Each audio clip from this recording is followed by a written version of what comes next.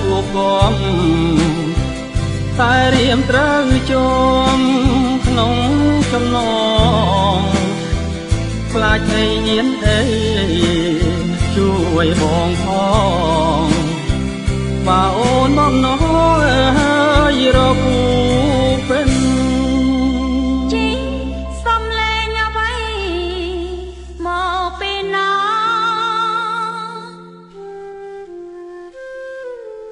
មនុស្សឬទេវតាអូនសូមស្នេហ៍ស្និទ្ធបាជីបៃសខ្ញុំសូមអានន្ទបងហើយត្រីយល់ផងបងនៅក្នុងឃ្លោកណាមេ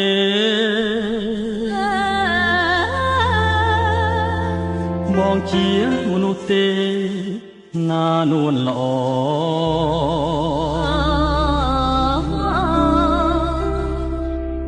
បើសិនជាពិតស្រឡាញ់បង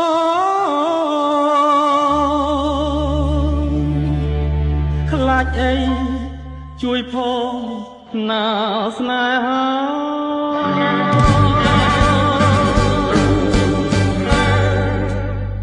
បងចាញ់កលគេណាពិសេសត្រូវបរាជ័យដោយគាថាសូមអូនប្រញាប់ប្រងមេត្តាជួយយកអាសារូបបង